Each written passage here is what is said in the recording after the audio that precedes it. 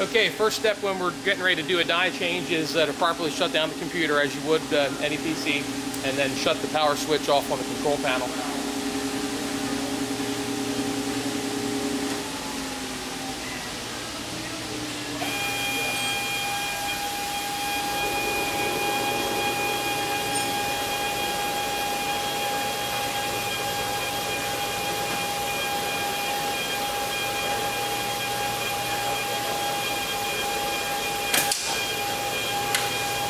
Okay, second step is to go ahead and kill the main disconnect power.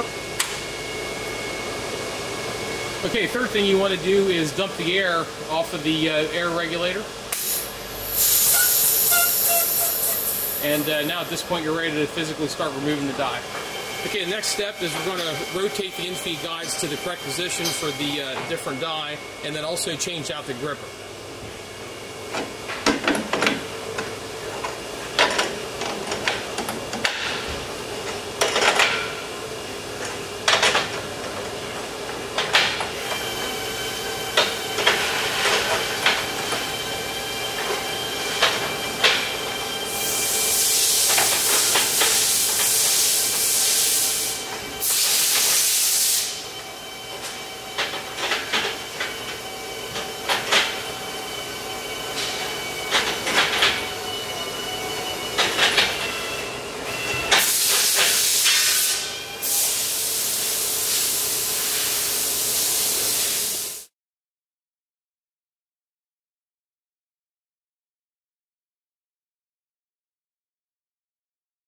Alright, now we're going to actually go ahead and change out the gripper.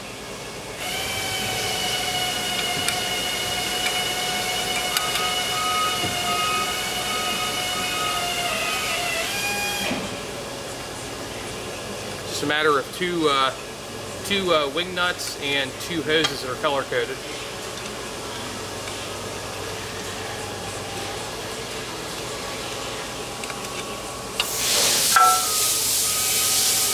They're located by dowel pins, so there's no alignment to do.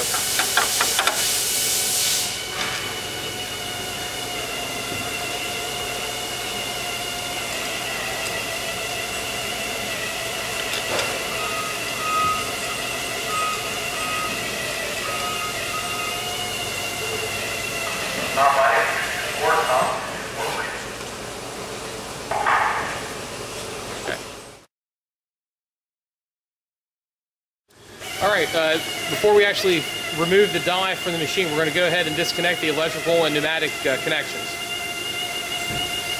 They're both single point connections. Right there, the electric's unhooked.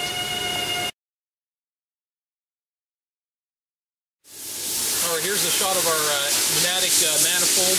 There's 3 bolts that you undo and pull that right down.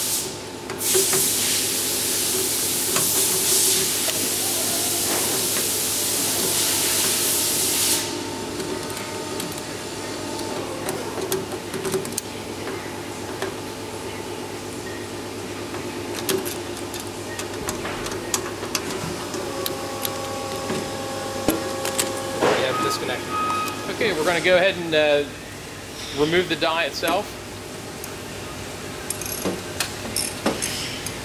The die is aligned by shoulder bolts, and it also has some just some regular socket head cap screws holding it down.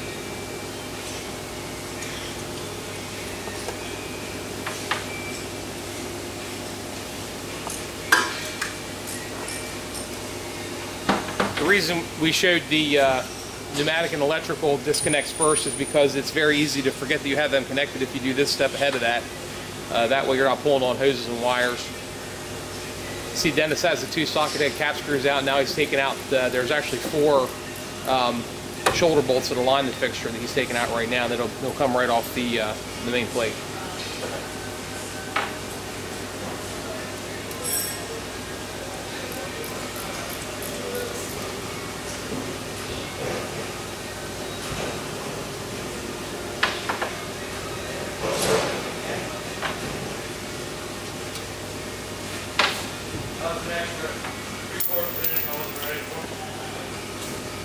A die cart makes it a lot easier. If you don't have a die cart, maybe have a couple people pull it off, but it's a lot easier if you can get something like this. slide that off and take it out of the way. Okay, probably the most important step in this whole thing, and I can't stress this enough, is making sure that the surfaces are clean when you're putting the die back on. Not only the tabletop, the Freemax plate here, but also the underside of the die as you're bringing it off the die cart back on. A very small piece of aluminum, just like this piece right here, could cause a lot of misalignment. So what you want to do is just take a rag and just make sure there's absolutely no debris at all on top of this plate prior to sliding the new die back on. And then we'll demonstrate coming off the die cart with the other die how we wipe the bottom of that off and put it onto the machine. Okay, now we're getting ready to install the 4-track die for the flat grid. You're going to notice Dennis is going to wipe the bottom side. He leaves a gap between the cart and the machine and wipes the bottom side of that die off. Again, making sure there's no debris.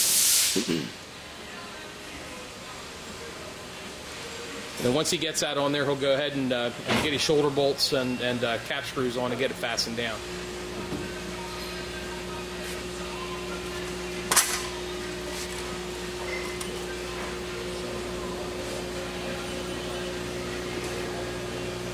Now you notice 2 of the shoulder bolts are actually just drop-ins. That gets you your initial alignment, what he's doing right there, and then your other 2 shoulder bolts are threaded.